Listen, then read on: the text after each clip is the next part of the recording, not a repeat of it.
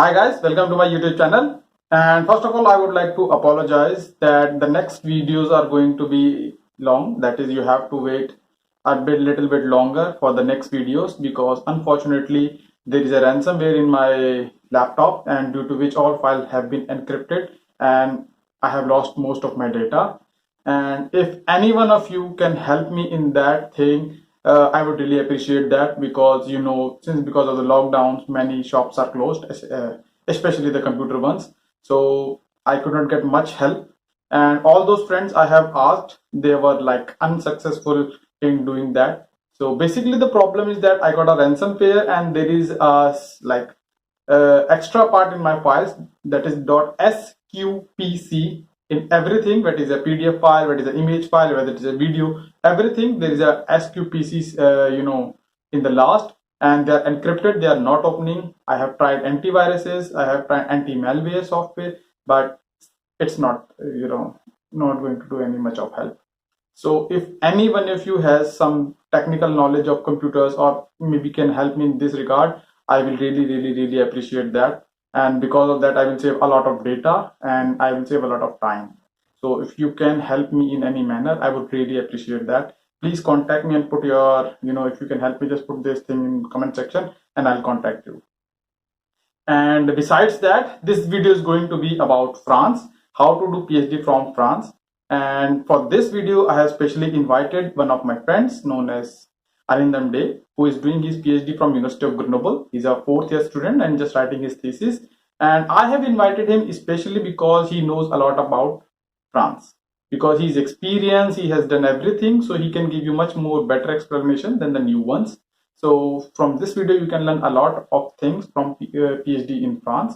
Cost of living, admission procedure, selection criteria, everything which is required to know is been performed in this video. So if you like the content, don't forget to like the video and share it with your friends, and do please subscribe the channel, because let me tell you very frankly, I'm not getting anything from this channel, and I don't expect it to be get any money from this, because it takes a lot of the time. Why I'm making this videos is because I want to create awareness, because people like me and people like us, because I've done my PhD, so there is nothing left for me. But a lot of people have been suffering a lot, and I'm willing to help you guys. So if you're just putting these things to yourself, it's not good. So please share these videos with those people who can really benefit from it, because I'm just making this for a societal welfare. I have nothing to do with this. I'm getting no money. I'm just putting my time in this because of you guys, because I know I have we all have suffered a lot in the past, so at least you can learn from these things. So don't forget to subscribe the channel and share this video with your friends. And you can also follow me on social media platforms. I used to keep updating few information, so you can get information from there as well. So this is all. Let's get started with this video. Thank you very much. Hi Arindam, how are you? I'm fine, thanks. So how is it going in France? So far good, but in this lockdown period, it's everyone is bit, but day by day it is going better. So let's see. Here we are opening in 11th of this month. Let's see how it goes. So as you know, I called you for a certain reason, for some questions I would like to ask you. So the first thing I would like to do is, can you please introduce yourself to the audience? Okay, so I'm Arindam and I'm doing my PhD in nanotoxicology in France, specifically in University of Grenoble. Right now I'm in fourth year of my PhD. I'm writing my thesis, so it's almost at the end of my PhD. But the question that first come in my mind is, why did you choose France? Like, is there any reason behind choosing France? Okay, so I will tell you a bit of background, because my master's is not exactly only from France. Okay, so in the fourth year of my degree program in India, because in India I was enrolled in a BTech MTech dual degree program in KIT University, and in fourth year of my studies I got a Erasmus scholarship. Okay, and this scholarship was a Erasmus Plus scholarship, which was a degree seeking program. And two of the universities where I was supposed to study is in Italy. First one is in Italy, University of Torino, and second one is in France. Okay, so through the program of Erasmus, I was into both of these universities. And as I knew the professor from here, because I was supposed to do my master's internship from France, I liked the professor, the way he works and the kind of work he do, as well as how he supports it. It was really comfortable for me. So that's why that was one of the reason that I choose this lab and this country. Okay. But of course, when I was studying back in India also, from second year of my degree program, I was actively involved in research program. Okay. And I was doing internship from different universities, like in ISM, Delhi University. Okay. And what I feel is that somewhere there is a lacking of research, okay, specifically for the students who are not exactly actively involved in that time period about research. Okay, those who are taking the initiation to come into the research field, they don't get that much of support, which was a bit frustrating, because sometime I was waiting for a long time to get some chemical reagents to continue my research work and all. So from that time, I started to look for different programs abroad. Okay, I started to write to the professors. I started to look for different kind of scholarship programs, structured scholarship programs, and like this, I was introduced to Erasmus program, of course. So yeah. So another question I would like to ask you, like you said, you know mailed couple of professors. So what is exactly the procedure to get a PhD in France? What exactly is the procedure, like from informal to formal to everything? Okay, so actually there are different kind of procedures. Okay, first of all, you can choose a professor of your field of interest. If you know your field of interest, okay, then you target those professors, you read their research papers, okay, and then you write your CV as well as motivation letter. And specifically, the motivation letter is really important. Then you send that email to the professor saying that you are interested to work in that project, or you can give your idea also. Okay, and if the professor likes you, then he or she reply you back. Okay, this is one of the way. Second way is the structured programs. Okay, so there are a lot of structured programs already available, like Marie Curie. So Marie Curie is not exactly for France. Okay, it is all over the Europe. It's you can apply actually. So there are, like Marie Curie, there are EMBL and other structured scholarship programs also, where what you can do, you can look for what kind of project proposals are there. Okay, if you like the project proposal, you can again apply for it. Or now in this procedure there are two ways. Okay, in one, the project is already defined, and in second one, you are pretty much open to the project. Okay, so you can discuss and you can talk to the professor and you can give your own opinion and start the PhD. So it depends in which kind of research work you want to enter. If you are or your field of interest, then you can directly write to the professor and you can choose the professor who are like really working in your field of interest. Okay, okay. Oh, okay. So the next question is here itself, like where after emailing the professor or getting nod, like you can do it. What were the formal documents you have to, send as a formal application package? What are the documents you need to send? Normally, if you're writing to the professor, attach your CV and motivation specifically. Okay. In the beginning days, I don't feel that you need to send all your mark sheets and all, because truly speaking, the professor not that much of time to go through all your mark sheets or how much marks you got in a particular subject. They really don't care about it. Okay. So they want to see what is the overall marks which you are putting in your CV. Okay. So from your CV, they know that what you are overall. Okay.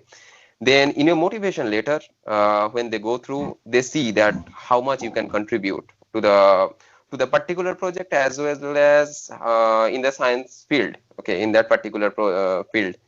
And then if they like your motivation letter, they send you back the SOP, motivation letter, and something these kind of things, and then you will get the offer letter, yes, and then you have to submit yes. some documents. I know, I know. Okay, and what is the standardized test required for PhD? Like, is IELTS, TOEFL, or GRE required for admission in PhD? No, it is not always required. It also depends on your university. Okay. So now here I will tell that from my masters actually how this procedure actually works here. That if you have studied in English during your college, okay, then there is a high chance that the university will not require any kind of formal test.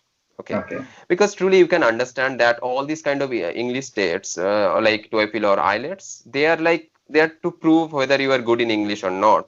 That's good. That's important factor. But you know, science is much more important than the language itself. So, if you already know the language, if you are well to communicate, I think that there is no requirement of it. It's written in many of the programs. They write if it is mandatory, they write that yeah, you need this particular test. Okay, but in most of the cases, what you can do if you do not have the score result right now and you are applying, you can give a self-declaration certificate that you studied in English. Okay, your course curriculum is in English, like I did. I did I made a certificate, and then not exactly made a certificate. I asked my university to prepare a certificate for me as my English proficiency test. Okay, and they gave it to me. Okay, and that certificate was enough, and I didn't need TOEFL actually. Oh, that was good. That was good because it takes a lot of money to get in TOEFL and GRE. Yeah. And okay, so another question is like, what is the selection criteria in PhDs? Like for a certain professor, there are n number of males. So how do they select which candidate is worth for PhD? So like grades, they consider grades, experience, or paper. What actually is the selection criteria?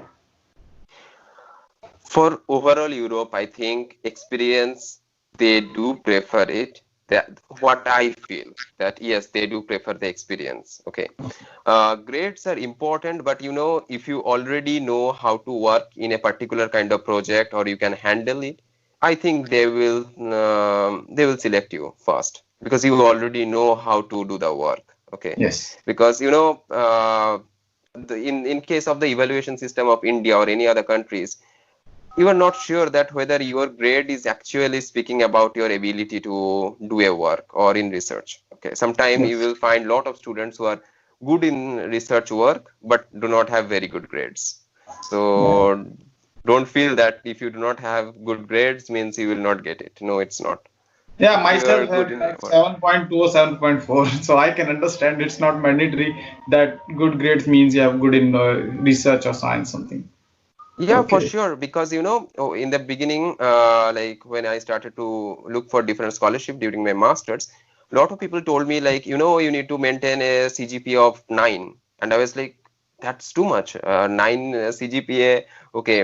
But later on, when I came here, I understood no, no, no, it's not at all mandatory, or it is not at all required.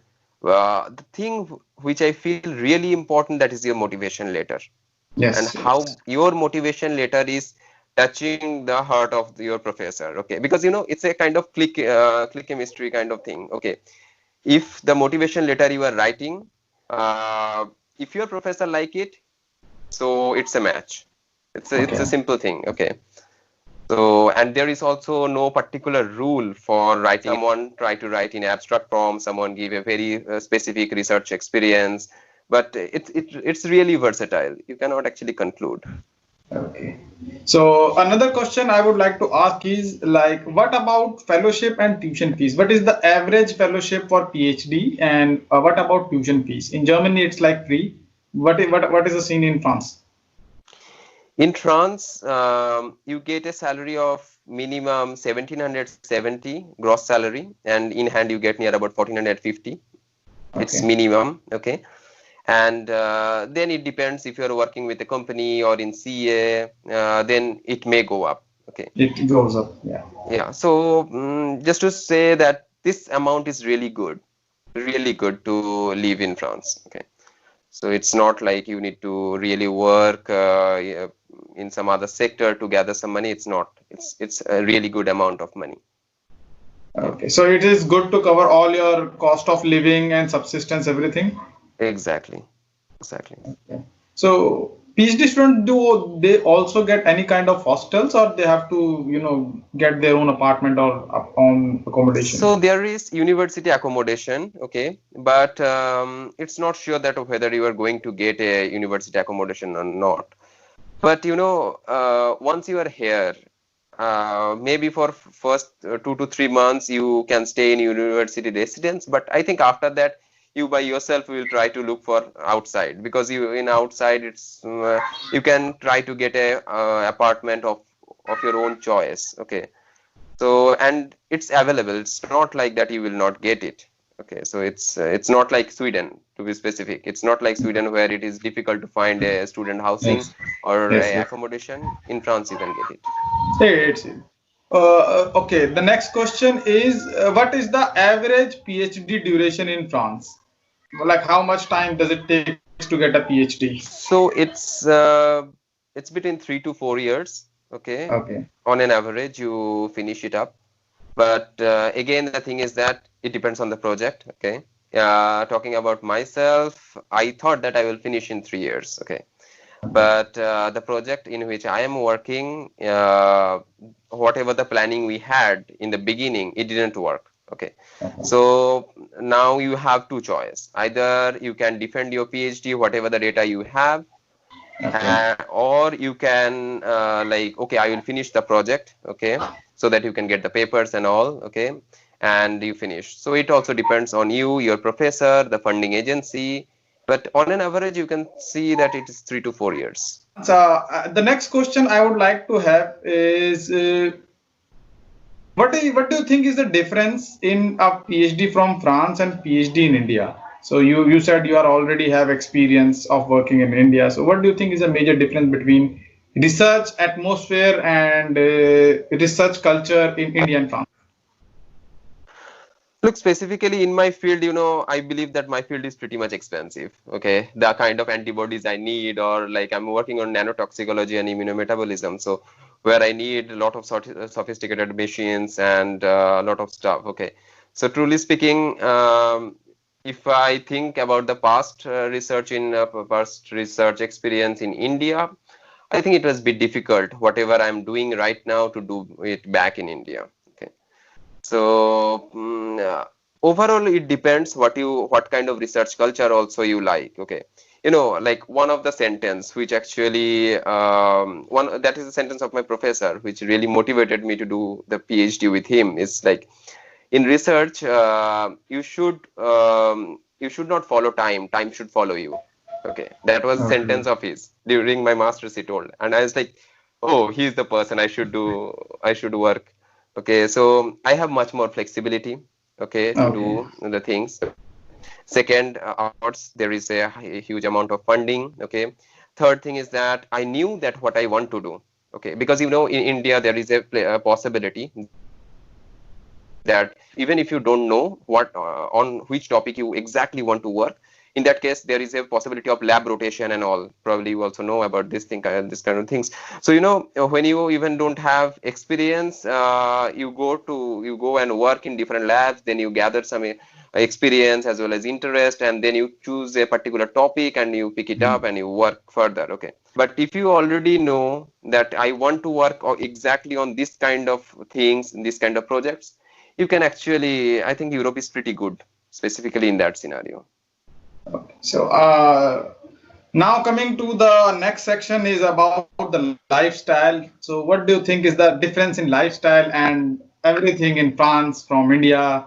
So how do you feel happy there, or do you feel bit more secluded? Or what is your experience in France? It's super good, honestly. I came to know myself in a very different way. So Okay. far, after moving to Europe, I traveled 40 countries. Okay. I know. I've seen your And I Facebook. have no need to take money from my dad. I have Yeah, no need to that's take money from my dad. So you can also see that I can afford to travel in all those countries by myself. Okay. Culture is pretty much open. You don't have that kind of social restriction. Okay. And it's good. It's a nice environment. You do whatever you would like to do. You choose everything of your own. Okay. Good. Especially like people have time for their lives. There is two things. One is personal life and one is professional life, and Yes, there is a huge balance in between them. that's true. Because in India, suppose you are in a lab, so you have to stay around 7 o'clock, 8 o'clock, 9 o'clock, 10 o'clock. Yeah, I know in France it's not that much trouble. No, So and this is one of the difference between doing PhD in US and in France. Okay, like in France right now, I'm working in university. Okay, I'm affiliated to it as well as I have 45 days of vacation. Okay, so which means 2 months and 1 week of vacation, yes, which is really a lot. Of course, I never took that much of holidays because I also need to finish my own work. But you have that. And second thing is that in France, they really give priority to your personal life also because they think that yes, research is a part of your life, but not your entire life. yes. That's the main thing. That's the So major I difference. during my masters, yeah, during my masters, in case of biological experiments, sometimes I have 24 hours of incubation or 6 hours of incubation, and my professor was coming and like, you are staying in a beautiful mountain city, why don't you go outside, go in the mountain for hiking? He was pushing me like, you should Okay. go. It's like, yeah, that's really good. So you went to Alps for hiking? Yeah, many It's just like few hundred beautiful. kilometers, not few hundred, like exactly few tens of kilometers from Grenoble. You're enjoying your life. That's good. Like I would also recommend Yeah. anyone to go PhD in France or maybe especially in Europe, not US, but in Europe to have a good lifestyle. Okay. So another question I would like to have is: have you ever felt any kind of discrimination or racism in France? That's like yeah, response just like a question because I don't think it would happen in France at least. No. Honestly, it is not at all. I never felt that kind of discrimination, And even these days, when it is a lockdown period, there is lot of problems. I'm so happy that my professor he called me just to know that he know that I am living in a studio apartment alone. So he's concerned that whether I am fine or not, and he really calls me every time. He has actually no need to call me. Okay, but he is concerned about that, and I really like this kind of attitude that how they are behaving, how they're taking care of the students also. So this is very good. I have never felt discrimination. So the last question I would like to ask is no, not the last, but second last. Is there any kind of provision of permanent residentship or citizenship or something like kind of thing for Indian students in France after PhD? So any scope for PR or something after PhD? No, specifically, honestly I don't have knowledge about that. Okay, Okay. but after PhD, you have a very good opportunity here, option here actually, that when you finish your PhD, after that you can apply for a visa which is called APS visa. Okay, and by the way, during our PhD period, we are paying tax. Okay, so for Mhm. next 2 years, the French government will help us to fund our daily life. Okay, if we are not getting not getting any other further recruitment. Okay, which is really good. For 2 years, you get a support. You get a support, and that money is all really good, almost €1,000 per month. You need to show the government that you are trying to look for jobs. Okay, and the visa I was calling that I was telling that is like PS visa. You can when you finish your PhD, with the end of your contract document, you can go to the respective office and you can apply for this visa. So you can stay back in France for 2 years, and in these 2 years you can apply in for job or for postdoc in all over the world actually. So that's a very Okay. nice thing. That's a really nice thing. That I should say it's a really nice thing because 2 years is a good amount. And last question is: do you Yeah, want to and give any? permanent residency is that No, no, carry on, carry on. about the permanent residency is that you also need to learn about languages, French language and French history. After 5 years, then you can apply for a permanent residency and later on citizenship. This is the overall very like broad kind of information. It's a very long thing as well. Mm. So, Yeah. so the last question is: do you want to give any suggestions to the students who wish to apply for France? If you are thinking about try to target from the time of your masters, honestly, because truly speaking, in most of the labs, they always take their M2 students. It's a sad truth, but I feel that's the real truth. Okay, because when a student is working in a lab for 6 months and they know the working efficiency of a student, if the student is interested to do the PhD, they always will go for that particular student because they already know the student. This is the It's like truth. you will always Okay. bet on the horse, you know. Yeah, you have a very good opportunity when you are doing your master's thesis. Why not to think about the master's internship? Okay, you can do your master's internship from France. There are so many scholarships. For example, you have Charpak scholarship, you have Eiffel scholarship. So you can do your internship from. It's relatively easy in that time point. Then, if you like the, I will suggest master's time point is the best. Your acceptance rate will be much more higher than PhD. Okay, okay. So that's good. That's all the questions I have. And I think thank you Okay. very much for your time, because it's very difficult for a person who is writing to such activities. So I'm very thankful to you for your time, and I hope it will help No, students a really lot. thanks. Like you were taking initiative to make this kind of videos. Like in our time, we didn't have that kind of true answers from someone who is doing PhD here in France or in different countries. We always need to search a lot. Google was the only help. Okay, so it's really good that you took that initiative to make this kind of videos. So, thanks. And so thank you, Arindam. That's all for today. And if there will be any further questions, I'll come to you. And if there are any comment from the video, I'll come to you for the answers. And thank you so much for joining.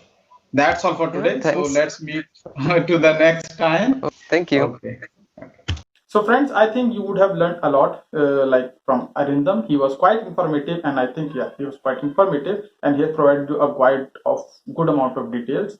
So if you still have any questions or you want to wish to know any more things, just put it in the comment section. I'll try to come to you as soon as possible and answer your queries.